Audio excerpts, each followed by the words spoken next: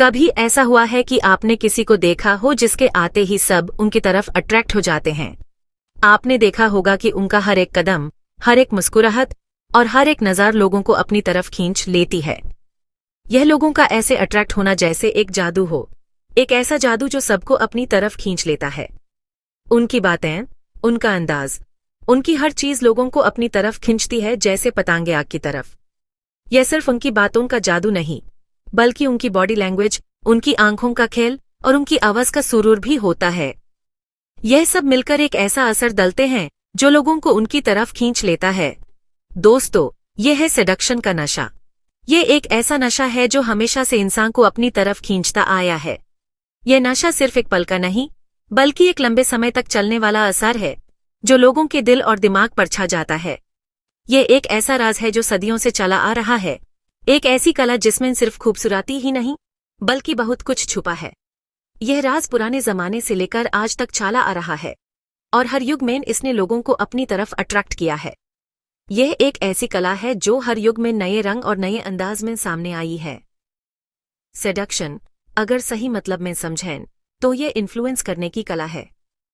यह एक ऐसी कला है जो लोगों के दिमाग और दिल पर अपना असर छोड़ती है। यह एक ऐसी कला है जो लोगों को अपनी तरफ खींचने का हुनर सिखाती है और उन्हें अपने वश में कर लेती है। यह बात है किसी की इच्छाओं, डर और कमजोरियों को समझने की और उनका उसे करके एक ऐसा जाल बनाने की जिससे वो खुद ही खींचे चले आए हैं। यह एक ऐसी कला है जो लोगों के मन की बातें समझकर उन्हें अपनी तरफ खींचने का हुनर सिखाती है। यह एक ऐसी कला है जो लोगों के मन की गहराइयों में उतरकर उन्हें अपनी तरफ खींचने का हुनर सिखाती है। यह एक ऐसी चादर बुनने जैसा है जिसमें चार्म, अक्लमंदी और सस्पेंस हो जिससे सामने वाला हिप्नोटाइज हो जाए। यह एक ऐसी चादर है जो लोगों को अपनी तरफ खींचने का हुनर सिखाती है। यह एक ऐसी चादर है जो लोगों को अपनी तरफ खींचने का हुनर सिखाती है। लेकिन ध्यान रहे, सेडक्शन एक ऐसी तलवार है जिसके दो धार हैं। यह एक ऐसी तलवार है जो सही हाथों में एक शक्ति बन सकती है, लेकिन गलत हाथों में एक खतरनाक हथियार बन सकती है। यह एक ऐसी तलवार है जो सही हाथों में एक शक्ति बन सकती है, लेकिन गलत हाथों में एक खतरनाक हथियार बन सकती है। गलत हाथों में यह मैनिपुलेशन और धोखा देने का हथियार बन सकती है।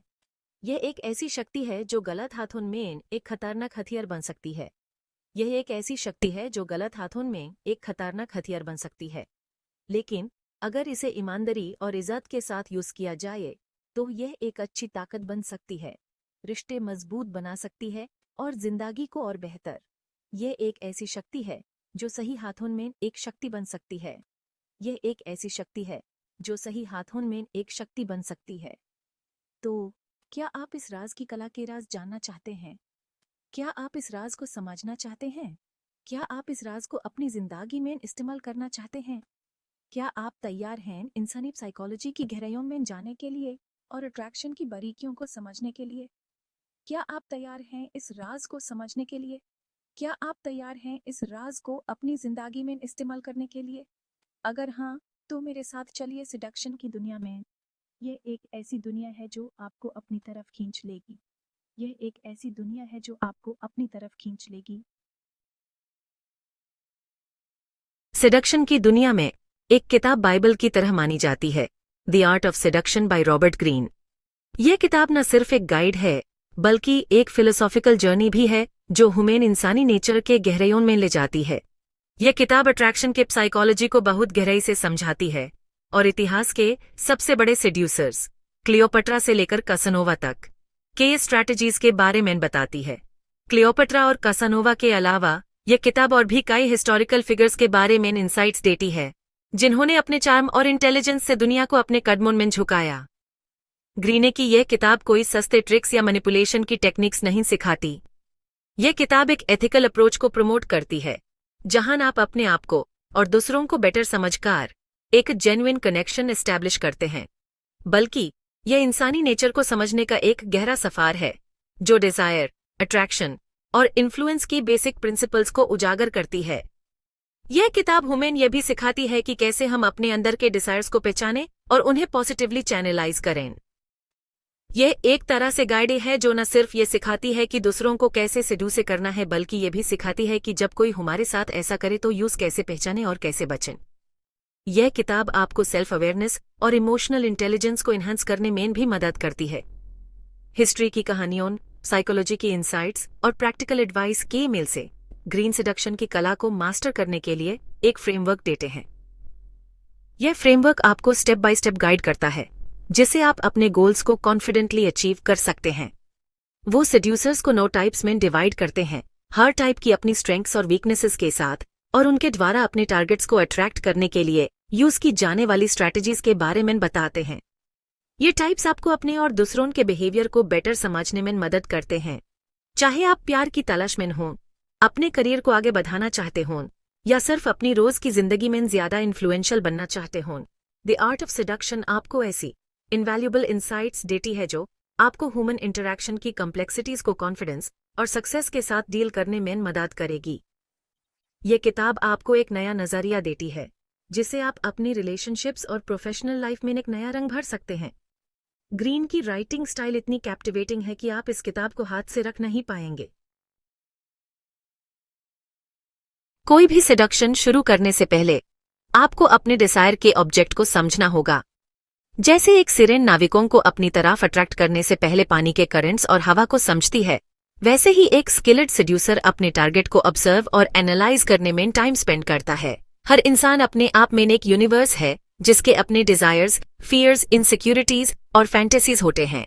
किसी को सच में सेडूचे करने के लिए आपको उनके मन में झांकना होगा, उनके छिपे हुए ट्रिगर्स को समझना होगा जो उनकी पैशंस को इग्नाइट करते हैं, और उन कमजोरियों को पहचाना होगा जो उनकी चार्म्स के लिए ससेप्टेबल बनाती हैं। उनकी बातों, उनके बॉडी लैंग्वेज, उनके इंटरेस्ट्स और उनके वैल्यूज पर ध्यान दो। उन्हें क्या पसंद है, उनकी सबसे बड़ी चाहत क्या है, वो किस चीज को लेकर सबसे ज्यादा इनसिक्योर हैं। इन सवालों के जवाब ही उनके दिल और दिमाग की चाबी हैं। याद रखो, सेडक्शन का मतलब किसी पर अपनी मर्जी थोपना नहीं है, बल्कि उनके डिजायर्स को समझना और उनके साथ अपने आप को अलीन करना है। ये बात है उनकी अनसेड प्रेयर्स का जवाब बनने की, उनकी डीपेस्ट फैंटेसीज को पूरी करने की। Section 4. The Art of Illusion, Crafting Your Persona. This section is all about mastering the subtle art of creating an image that captivates and enchants. It's about becoming the person who can effortlessly draw others in, making them want to know more about you. एक बार जब आप अपने target की desires को समझ लेते हैं, तो टाइम आ जाता है एक ऐसा पर्सोना क्रिएट करने का जो उनके आइडियल को रिप्रेजेंट करे।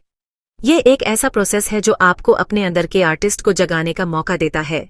आपको सोचना होगा कि आपके टारगेट को क्या पसंद है, उन्हें क्या चीजें अट्रैक्ट करती हैं, और उनके सपनों का इंसान कैसा होता है। इसका मतलब ये नहीं कि आप वो बन जाओ जो आप हो ही नहीं, बल्कि ये बात है अपनी पर्सनालिटी के कुछ एस्पेक्ट्स को हाईलाइट करने की और कुछ को कम करने की, ताकि एक इरेजिस्टिबल अल्लूर क्रिएट हो सके। ये एक डेलिकेट बैलेंस है जो आपको मेंटेन करना होगा। आपको अपने स्ट्रेंथ्स को पहचानना होगा और उन्हें ऐसे तरीके से प्रेजेंट करना होगा जो आपके टारगेट को अपील करे। इसे एक थिएट्रिकल परफॉर्मेंस की तरह समझो। जैसे एक एक्टर अपने रोल के लिए प्रिपेयर करता है, वैसे ही आपको भी अपने पर्सोना के लिए प्रिपेयर करना होगा। हर छोटी छोटी डिटेल पर ध्यान देना होगा, क्योंकि ये डिटेल्स ही आपके पर्सोना को बिलीवेबल और कंपेलिंग बनाती हैं। एपी ये नहीं बदल रहे कि आप कौन हैं, बल्कि आप ये चूज कर रहे हैं कि अपने आप का कौन सा फेसेट शो करना है ताकि डिजायर्ड इफेक्ट क्रिएट हो सके। यह एक कॉन्शियस डिसीजन है जो आपको लेना होगा। आपको अपने वार्डरोब, अपने एक्सेसरीज और अपनी ओवरऑल अपीयरेंस पर ध्यान देना होगा। जैसे एक एक्टर किसी रोल में ढल जाता है, वैसे ही आपको भी अपने क्रिएट किए हुए पर्सोना में ढलना होगा। कॉन्फिडेंस, चार्म और इंट्रीग एक्सूडे करना होगा।